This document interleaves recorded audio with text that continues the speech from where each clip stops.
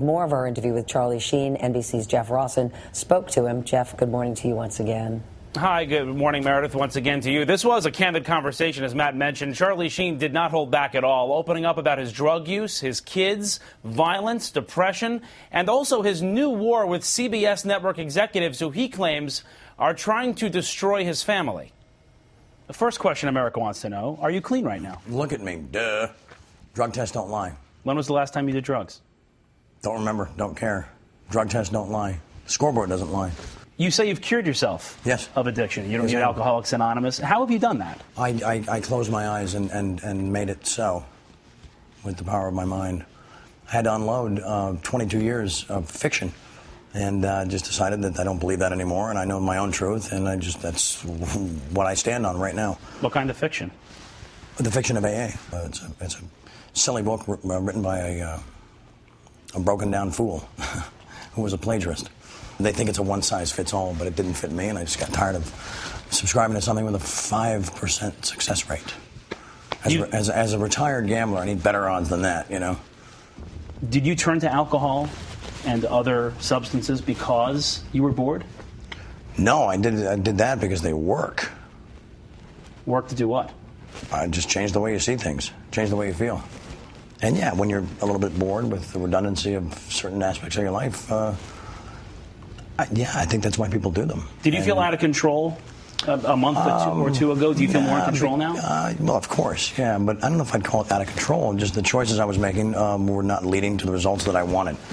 So I woke up and said, dude, you're 45 with 5 kids. Let's do something different because this thing is boring. I got bored is what happened, yeah. You've been to rehab before. This time you did in-home rehab. First of all, what is that? And why did it work, you think, this time for you? Well, we couldn't really call it rehab because we didn't have a license to operate one, so it was a crisis management center that we labeled the Sober Valley Lodge. You labeled your house the Sober Valley Lodge? Well, yeah, that's what it became. So what happened? And we wouldn't allow AA to be a part of it. We wouldn't allow AA to contaminate Sober Valley Lodge, and as a result, its primary client achieved radical success. But even if Charlie Sheen is clean, damage has been done. Damage at the Plaza Hotel in New York City when in October he allegedly went on a drunken rampage against a porn star inside his room. His kids were right down the hall. And the conviction for assault in Colorado in 2009. Police say he held a knife to the throat of his now estranged wife, Brooke Mueller. The judge ordered Sheen to rehab. People have said you're a violent person toward women. What do you say to that? They don't know me. And the same people talking about those incidents weren't there, so how much can they really discuss a situation they were not involved with? You know, at that point, it's all just judgment and opinion and just the gibberish of fools. You told me you want to rededicate yourself now to your kids, to being a dad. Sure. Are you embarrassed that your children will read about this one day? God, no. It's talking about an education. And then like this, and then that's the guy, and he's our dad, and we can get all the answers and the truth. Wow, winning. It's how you perceive it. Alan, listen to me. Until last month, Sheen was winning as the highest paid actor in TV. Are you insane? Making nearly $2 million an episode on the hit sitcom 2.5 Men. CBS halted production, demanding Charlie clean up his act. That's when Sheen went on a rampage on the radio. You sound like Thomas Jefferson. Well, I'm not Thomas Jefferson.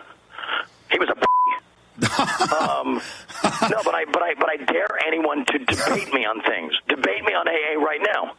I have a disease, and I cured it with my brain, with my mind. I'm cured. I'm done. You've called into a lot of radio shows in the past couple of weeks, and we've all heard the tapes by now. Yes, pretty passionate stuff. Some would say angry. Some would say spiraling. Passionate.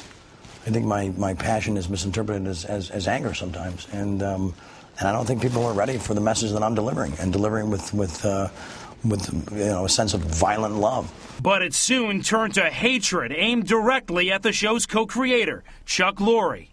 It's nothing this side of deplorable that a certain Chaim Levine, yeah, that's Chuck's real name, mistook this rock star for his own selfish exit strategy, bro. Last I checked, Chaim, I've spent, I think, close to the last decade, I don't know, effortlessly and magically converting your tin cans into pure gold. Well, you've been warned, dude. Bring it. No, you've been called an anti-Semite. I know, it's ridiculous. Yeah, this is Mark Berg, my manager, Jeff Rawson, my interviewer. I mean, No, I've never had that in my past. You can look as deep and as far as you want, and it's just not there because I'm not that guy. No, that's silliness. CBS didn't see the humor and canceled the entire rest of the season. You've told me you're at war with them now. Well, we're definitely at war, yeah. What's the war? Well, the war is that they're trying to destroy my family. And so I take great umbrage with that. And defeat is not an option. They picked a fight with a warlock. How are they trying to destroy your family? They're trying to take all my money and leave me with no means to support my family. It's not rocket science, you know. How do you plan on winning that war? With zeal and focus and violent hatred. You either love or you hate. You live in the middle. You get nothing. Didn't CBS have a right to shut your show down? They're reading about you partying at all hours of the night, taking drugs, abusing alcohol. It's their show. Epic behavior. No, because after reading about that, then they observed a guy hitting every mark, nailing every line, every joke. What's your strategy? With a full house, screaming. Ever miss a day of work? Not a day that cost anybody any money. I missed practice. We're talking about practice. To quote the great Allen Iverson, practice. Come on, guys, we're talking about practice. Charlie Sheen and Chuck Lorre haven't spoken since the shutdown, but in our interview, Sheen wanted to address Chuck directly. If Chuck Lorre is watching right now, I imagine he probably is. He should be. What do you want to say to him? It's funny you'd ask. I actually have my questions right here. Because Chuck is the only man in the known universe who can answer these. And people are begging for an answer to these questions. Chuck, number one, why is it when I was ready to return to work, you told me there are no scripts ready to shoot? This obviously begs the second part of the question. What would we have shot had you not ordered the suits into my home to shut down my party? So you're saying he didn't write any scripts to even shoot a show? I can't speak for him. I'm just putting these out there because I think they warrant an explanation. Clearly, he didn't bring gum for everyone. Okay, number two, and why is it you issued a decree informing me that the remaining 8 shows of season 8 had been reduced down to 4? I don't recall getting a vote on this, by the way. Stating as well that season 8, our highest rated season to date, most shows are in decline by then and headed toward Will and Graceville, was suddenly to halt production 2 weeks earlier than scheduled. You're the only man that can answer this. Just got to remind these people. Number 3. When you were told that the crew would suffer gravely as a result of your dictatorial laziness, would you please explain what you meant by your statement, quote, they are not my problem, end quote. I'm sure there's like 120 some odd people that would love to hear the answer to that. Then Sheen pulled out the Alcoholics Anonymous handbook and took another swipe at Lorre and AA. Right out of here, Chuck. So if this is, in fact, your handbook for living, I direct your attention to page 417. You know what's coming. And acceptance is the answer to all my problems today. When I am disturbed, it is because I find some person, place, thing, or situation, some fact of my life unacceptable to me.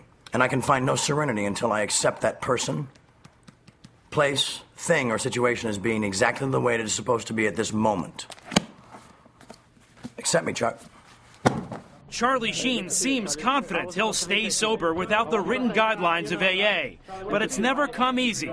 Not for him. A lot of your fans have been worried about you. Worried about your health. Worry all they want, but are you going to OD? Are you going to die? That's for amateurs. Come on, no, I'm fine. I've always had a plan, and I've always executed it perfectly. Sometimes I overshoot the mark, whatever. How do you avoid slipping back into that again? I don't know. I just won't do it. I mean, I will not believe that if I do something, then I have to follow a certain path because it was written. And it was written for normal people.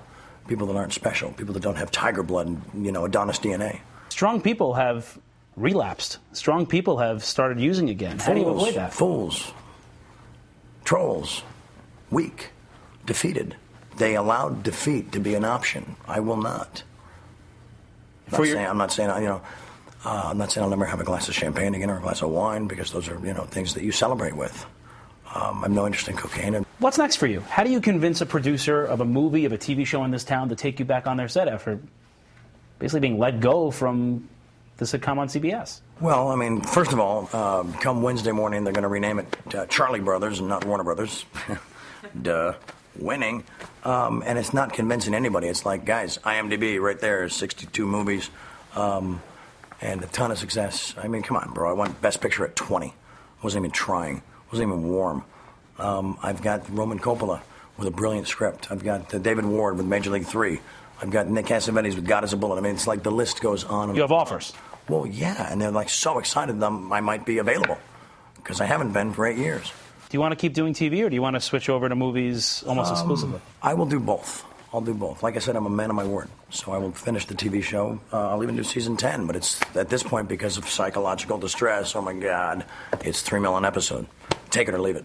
It's like everybody thinks I should be like begging for my job back, and I'm just going to forewarn them that it's everybody else that's going to be begging me for their job back. That's how I roll. Period. The end. Defeat is not an option. Do you owe CBS an apology? No. They owe me a big one, publicly, while licking my feet. And if people think I'm insane or they don't think that what I'm saying is true, then I have no interest in their retarded opinions. I really don't. You know, I'm going to live my life the way I want. I'm going to win inside of every moment, and they can just find the most comfortable chair in their small house and sit back and enjoy the show. We reached out to CBS and Chuck Lorre for comment, did not hear back from either of them. But last week, CBS and Warner Brothers said they were halting production based on Sheen's, in their words, statements, conduct, and condition. Now, tomorrow morning, right here on Today, more with our conversation with Charlie Sheen. You're going to hear about his new live-in girlfriends and why he calls them the goddesses. Plus, what was Martin Sheen's advice about all of this? Charlie's surprising reaction when his own dad weighed in. That's tomorrow morning right here on Today, Meredith. You can see that he is candid, he speaks his mind, and that's the end of it. Yeah, and very unapologetic for sure. Yeah. Jeff Rawson, thank you very much.